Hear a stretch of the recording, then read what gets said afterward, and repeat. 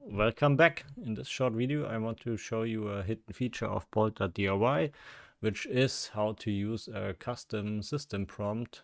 So it's appended to each prompt you do within the project. Therefore I open Bolt here and we create a folder called .bolt. It's created, then we create a file within this folder called prompt.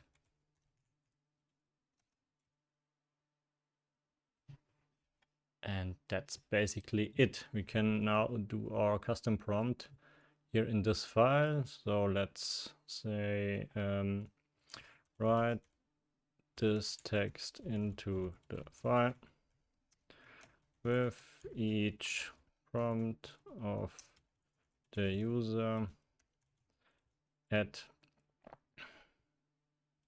the next higher number within the file test, and split it by space.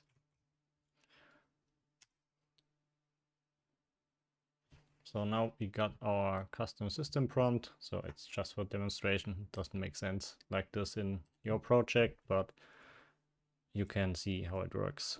So now let's create the test file called test. And now write one into test. Now we got one. And we just go on with hi. And as you see here now in the test file, it should add 2. Okay, now I hit a rate limit. Let's switch to another model. Let's do hi here.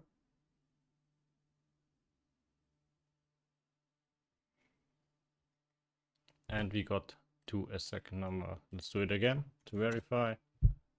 And we got 3, 4.